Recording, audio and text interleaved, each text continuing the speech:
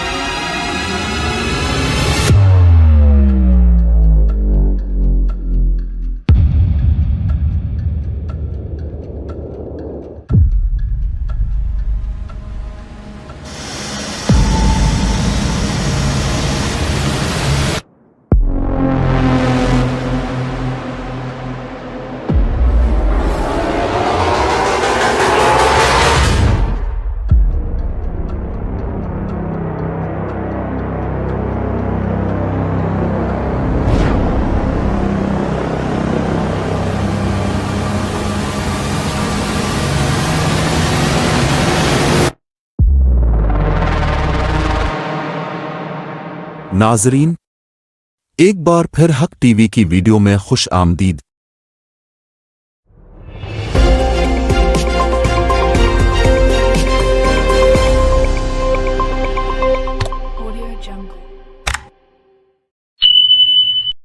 فلسطین ہزاروں سال سے انسانی تہذیبوں کا مرکز رہا۔ یہاں یہودی، عیسائی اور مسلمان آباد رہے۔ یروشلم تینوں مذاہب کے لیے مقدس شہر تھا۔ مسلمانوں کے لیے یہ مسجد اقصی کی سرزمین ہے، عیسائیوں کے لیے حضرت عیسی کا مقام اور یہودیوں کے لیے ہیکل سلیمانی کی جگہ۔ صدیوں تک یہ سرزمین مختلف سلطنتوں کے زیر اثر رہی، لیکن عوام ہمیشہ اکٹھے آباد رہے۔ صلیبی قبضہ اور قتل عام۔ جولائی 1099 میں صلیبی فوجوں نے کئی ہفتوں کے محاصرے کے بعد یروشلم پر قبضہ کیا۔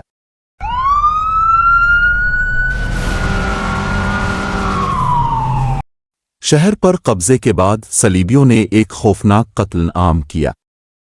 تاریخی روایات کے مطابق ہزاروں مسلمان مرد، عورتیں اور بچے شہید کر دیے گئے۔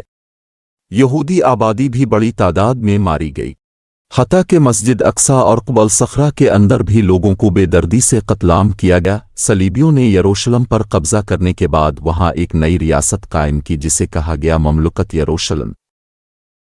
پہلا حکمران گوڈ فری آف بویون بنا، لیکن اس نے بادشاہ کا لقب لینے کے بجائے خود کو محافظ کہا۔ اگلے حکمران بالڈون اول نے باقاعدہ بادشاہ کا لقب اختیار کیا اور صلیبی سلطنت کو مضبوط کیا۔ پھر آیا ایک ایسا شخص جسے دنیا آج بھی احترام اور فخر کے ساتھ یاد کرتی ہے۔ وہ شخص ہے صلاح الدین ایوبی۔ صلاح الدین ایوبی نے سالوں کی جدوجہد، حکمت عملی اور ایمان کی طاقت سے صلیبیوں کو شکست دی۔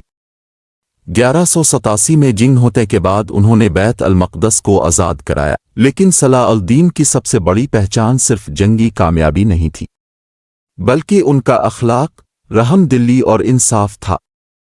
جب انہوں نے بیت المقدس فتح کیا تو عیسائیوں اور یہودیوں کو ان کی عبادت گاہوں میں مکمل آزادی دی۔ یہی وہ مثال ہے جو دنیا کو دکھاتی ہے کہ اسلام کس طرح انصاف اور امن کا پیغام دیتا ہے۔ صلاح الدین کی شخصیت آج بھی فلسطینیوں کے لیے حوصلے اور امید کی علامت ہے۔ اب دور آلف عثمانی خلافت کا 400 سال تک فلسطین عثمانی خلافت کے تحت رہا۔ یہ دور نسبتاً پرامن تھا، جہاں مسلمان، عیسائی اور یہودی اکٹھے رہتے تھے۔ عثمانی خلافت نے فلسطین کو ایک ایسی ریاست بنایا جہاں سب مذاہب کو رہنے کا حق حاصل تھا۔ لیکن پہلی جنگ عظیم نے سب کچھ بدل ڈالا۔ پہلی جنگ عظیم کے بعد برطانیہ نے فلسطین پر قبضہ کیا۔ 1917 میں بالفور ڈکلیریشن جاری ہوا، جس میں یہودیوں کو فلسطین میں وطن دینے کا وعدہ کیا گیا۔ اسی دوران یہودی ہجرت کرتے ہوئے بڑی تعداد میں فلسطین آنا شروع ہو گئے۔ یہ اعلان فلسطینیوں کے لیے ایک دھچکا تھا۔ وہ اپنی زمین پر غیر ملکیوں کو آباد ہوتے دیکھ رہے تھے، لیکن ان کی آواز دنیا نے سننے سے انکار کر دیا۔ دوسری جنگ عظیم اور ہولوکاسٹ کے بعد لاکھوں یہودی فلسطین آئے۔ 14 مئی 1948 کو اسرائیل قائم ہوا۔ عرب ممالک نے فلسطین کی مدد کے لیے حملہ کیا، لیکن اسرائیل نے مغربی طاقتوں کی مدد سے اپنی ریاست مضبوط کر لی۔ 7 لاکھ سے زائد فلسطینی اپنے گھروں سے بے دخل کر دیے گئے۔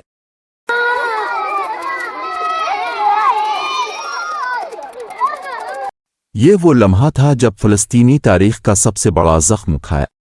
لاکھوں لوگ مہاجر کیمپوں میں قید کر دیے گئے۔ اسرائیل نے مصر، شام اور اردن پر حملہ کیا۔ نتیجے میں غزہ، مغربی کنارہ، مشرقی یروشلم اور گولان کی پہاڑیاں اسرائیل نے قبضے میں لے لیں۔ مسلمانوں کے لیے مسجد اقصی بھی اسرائیل کے کنٹرول میں چلی گئی۔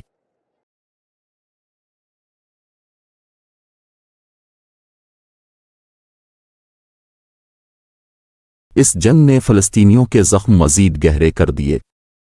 اب ان کے مقدس مقامات بھی دشمن کے قبضے میں تھے۔ فلسطینی بچے پتھروں سے دنیا کی سب سے بڑی فوج کا مقابلہ کر رہے تھے۔ یہ مزاحمت دنیا کی تاریخ میں یادگار بن گئی۔ 2006 میں حماس نے فلسطین کے انتخابات جیتے، لیکن اسرائیل اور مغربی طاقتوں نے انہیں تسلیم نہیں کیا۔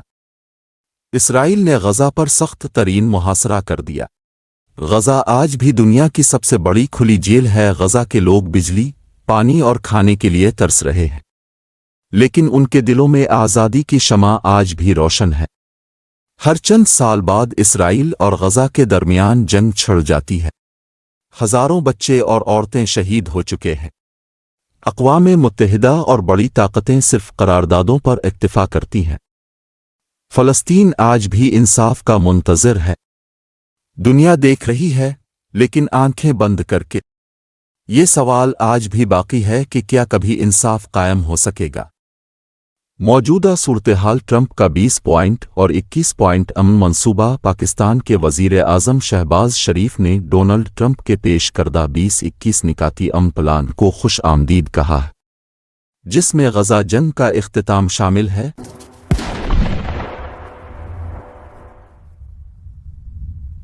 جنگ بندی کی تجویز اور فلسطینی شہریوں کی مدد کی بات کی گئی ہے۔ شہباز شریف نے یہ بھی کہا کہ فلسطینیوں اور اسرائیلیوں کے درمیان دیرپا امن کے لیے 2 ریاستوں کا حل ضروری ہے، خاص طور پر 1967 کی سرحدوں کی بنیاد پر۔ بیرون ملک دفتر نے واضح کیا ہے کہ پاکستان فلسطینی عوام کا حق تسلیم کرتا ہے اور انہیں ان کی سرزمین سے بے دخل کرنے، فلسطینیوں کو غزہ کے علاقے سے باہر منتقل کرنے کی کسی تجویز کی بھرپور مخالفت کرتا ہے۔ پاکستان نے ٹرمپ کے امن منصوبے پر مسلم ممالک کے اجلاس میں شرکت کی اور گفتگو کے دوران غزہ جنگ بندی، انسانی امداد اور دیگر اہم معاملات اٹھائے گئے۔ نائب وزیر اعظم وزیر خارجہ اشفاق ڈار نے کہا کہ پاکستان نے اس طرح کا کوئی براہ راست معاہدہ اسرائیل کے ساتھ نہیں کیا، بلکہ معاملات امریکہ سے کیے گئے ہیں۔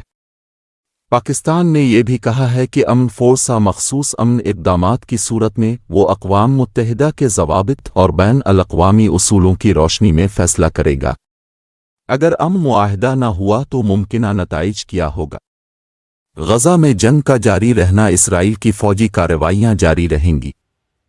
فلسطینی عوام کو مزید جانی و مالی نقصان اٹھانا پڑے گا۔ انسانی المیہ اور بھی گہرا ہوگا۔ خوراک، پانی، ادویات کی قلت۔ پڑوسی ممالک مصر، اردن، لبنان براہ راست بالواسطہ متاثر ہوں گے۔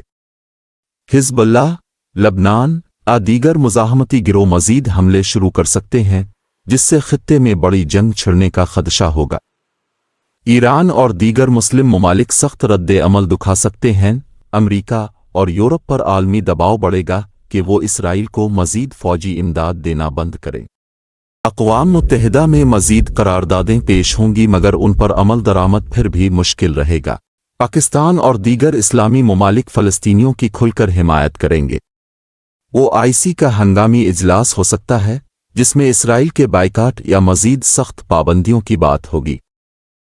پاکستان سفارتی سطح پر امریکہ پر دباؤ ڈالے گا کہ وہ غیر جانبداری اختیار کرے۔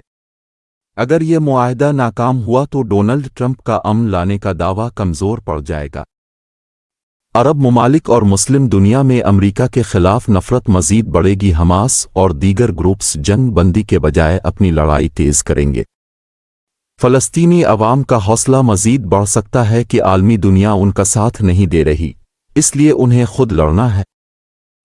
خلاصہ یہ ہے کہ اگر یہ معاہدہ کامیاب نہیں ہوتا تو خطہ ایک بڑے اور لمبے عرصے کی جنگ میں دھکیل دیا جائے گا۔